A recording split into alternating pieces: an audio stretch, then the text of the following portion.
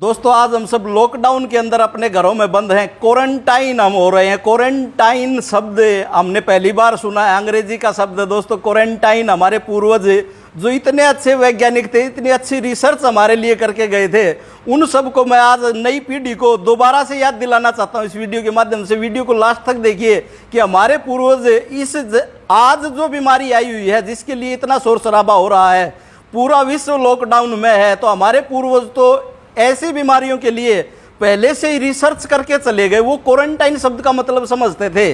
कैसे समझते थे, चलो आपको भी एक नए संदर्भ में आज मैं समझाता हूं। दोस्तों बच्चे के जन्म से लेकर जब किसी भी घर में कोई नया बच्चा जन्म लेता था तो 1 महीने के लिए उस जच्चा बच्चा को घर के अंदर ही क्वारंटाइन करते थे, एक अलग कमरे में रखते थे। और बाहर से आने जाने वाला, उसके मायके से भी कोई व्यक्ति आता था तो उसको भी 5 से 7 घंटे अलग बिठाकर फिर उसके साथ मिलने देते थे। ऐसी हमारी समृद्ध परंपरा थी। और दोस्तों दूसरी बात, जिस घर में बच्चे ने जन्म लिया है उस घर के आस पड़ोस के लोग जब तक उनके घर में हवन यज्ञ होकर शुद्धिकरण नहीं हो जाता था तब तक उनके घर से किसी भी चीज का लेन देन नहीं करते थे। उसको हरियाणवी भाषा में बोलूं तो कहते थे कि स्यावड़ लगी हुई है। जब उनके घर से वो निकल जाती थी तो उसके बाद लेना देना शुरू करते थे। दोस्तों उसके बाद बताता हूं कि हमारे यहाँ तीज त्योहार मनाकर साल में 2 बार कम से कम पूरे घर की चूने से पुताई करते थे, यानी घर को सैनिटाइज करते थे। इतनी अच्छी हमारी परंपरा थी। तीसरी और बात बताता हूं कि किसी भी अजनबी से जब हम मिलते थे तो हाथ नहीं मिलाते थे हम अंग्रेज की तरह, जो हम आजकल हमारे पूर्वज टोकते भी थे लेकिन हम सुनते कहाँ थे। दूर से ही नमस्ते करने की जो हमारी परंपरा थी वो बड़ी ही जेन्युइन परंपरा थी, जो आज के संदर्भ में भी ज्यों की त्यों लागू होती है। और दोस्तों उसके बाद हमारे पूर्वजों का कितना अच्छा विज्ञान था कि कोई भी व्यक्ति घर के बाहर से जब भी आता है तो बाहर पहनने जाने वाली चप्पलें अपने देहरी दरवाजे के बाहर ही निकाल के घर के अंदर प्रवेश करता था। और बाहर, और हमारी खाने की जो परंपरा थी, जो आजकल आप खाते हो ना बैठ के, पिज्जा बर्गर जो भी खाते हो और उसको यूं ही खाना शुरू कर देते हो, दोस्तों हमारी जो परंपरा थी वह क्या थी कि हाथ धोकर खाना चाहिए।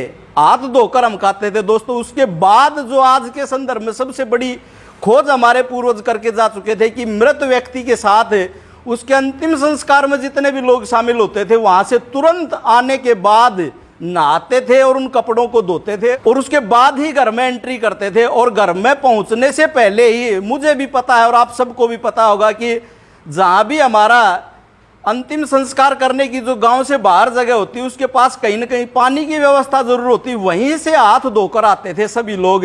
और दोस्तों उसके बाद परंपरा थी कि मृत व्यक्ति के जितना भी सामान, यहाँ तक कि उसकी चारपाई भी घर से बाहर निकाल देते हो, तो उसके बिस्तर वगैरह, उनको इस विज्ञान का पता था। और जिस घर में मृत्यु हो जाती थी उस घर में उसके आस पड़ोस के पास परिचित मित्र खाना बनाकर देकर तो आते थे लेकिन उस घर से लेता कोई भी कुछ नहीं था। तो दोस्तों इतनी समृद्ध हमारी परंपरा थी। दोस्तों हमारी खास समृद्ध परंपरा, आप किसी भी गांव के चारों तरफ कोनों पर नजर दौड़ाकर देखिए, जो लोग मांस मछली खाते थे, मीट इत्यादि खाते थे, उनको गांव से बाहर बसाया जाता था। आज भी आप नजर दौड़ा लें, हो सकता है कुछ संदर्भ बदल गया हो, लेकिन उनको इतना अच्छा विज्ञान का पता था, ऐसा वो लोग करते थे। तो दोस्तों हमारे पूर्वजों ने ध्वनि विज्ञान का उन्होंने खोज की थी, जो शंख की ध्वनि बजाते हैं सुबह के समय, शाम के समय जो मंदिरों में ध्वनि बजाई जाती है, और मंदिर की जो घंटियां हैं वो भी एक वायरस को खत्म करने का काम करती है। दोस्तों हमारे घरों में देसी गाय के घी का दीपक जलाया जाता था। बड़ा ही खास विज्ञान था, बड़ा ही खास चीज थी जो वायरस को, जीवाणु को खत्म करने का काम करती थी। दोस्तों कोई भी, किसी भी घर में कोई भी अनिष्ट होने के बाद उस घर के शुद्धिकरण के लिए उसमें हवन यज्ञ अवश्य ही करवाया जाता था। यह भी हमारे पूर्वजों की खोज थी।